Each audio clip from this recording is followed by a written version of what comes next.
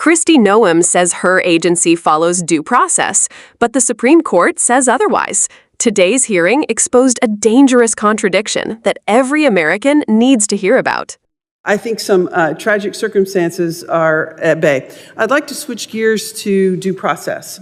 I have a lot of concerns about the lack of due process that your agency has been affording people in this country. In Texas, for example, you had rounded up 171 individuals, were preparing to deport them, and it wasn't until the Supreme Court issued an opinion that that was unconstitutional and that their due process rights were being violated.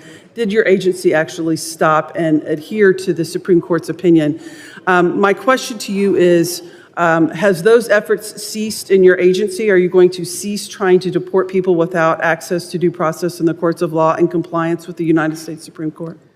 Well, Congresswoman, we are following due process and using it as to how Congress has laid out to us in statute, and we are complying with all federal judges' orders as well. Well, you weren't complying at that time. It took the United States Supreme Court to order you to comply, so you hadn't proactively complied on your own. You were intending to wrongfully deport people without access to a court hearing, without access to the rule of law, and that is why it was necessary for the United States Supreme Court, due process does not guarantee a hearing, who issued an opinion ordering you and your agency to comply with the due process rights of the people in this country. That's what makes our country great, is we do have access to due process. And so my comment to you is I'm hoping as you move forward, because initially as you were proceeding through these deportation processes, you were not affording people due process, and the Supreme Court has now ordered you to do so. So I am assuming by your testimony that you do intend to comply with the Supreme Court's order moving forward, and we're not going to have any more instances of wrongful deportation without proper access to due process. Is that correct?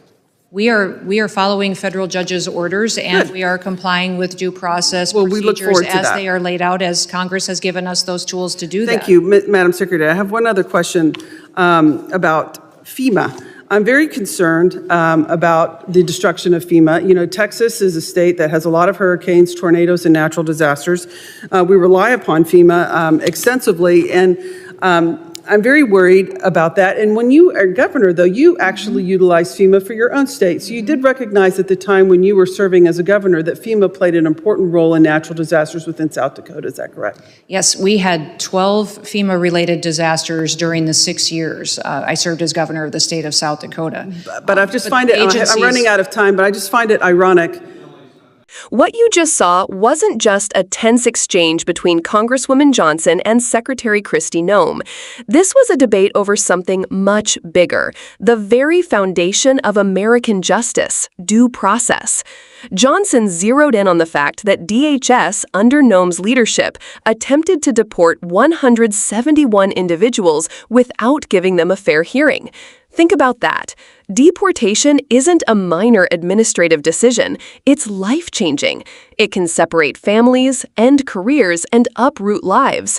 And yet, these individuals were denied the chance to even stand before a judge until the Supreme Court had to step in and remind DHS of what the Constitution requires. That is staggering. Because due process isn't a courtesy, it's not optional.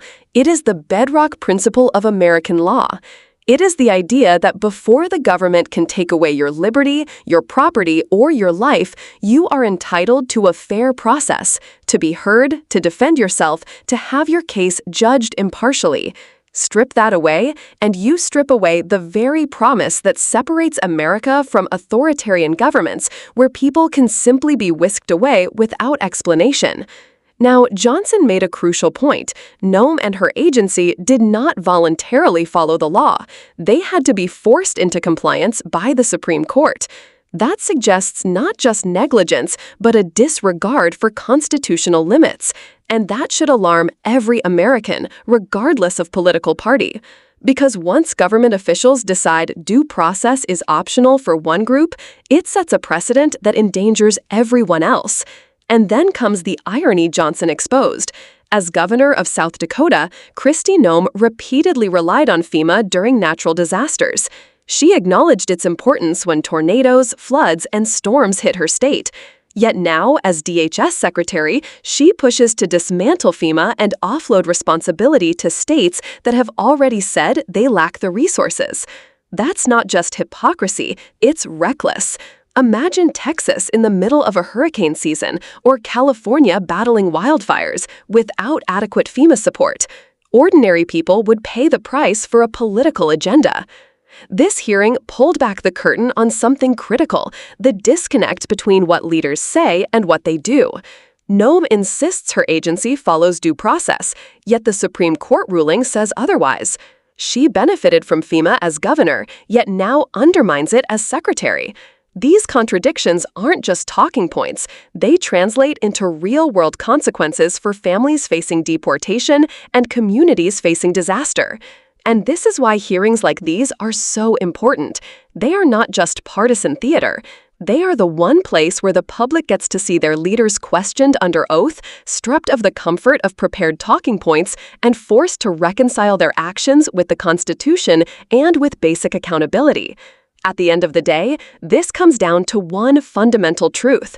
If we allow due process to be weakened, if we allow federal protections to be dismantled, we risk eroding the very safeguards that hold our democracy together.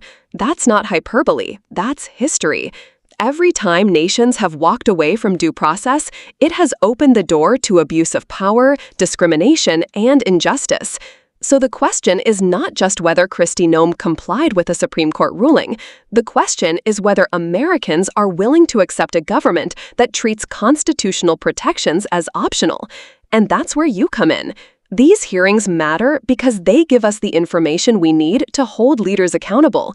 If you believe due process is non-negotiable, if you believe agencies like FEMA should protect, not abandon communities, then stay engaged. Share this video, join the conversation in the comments, and don't let these issues fade into the background.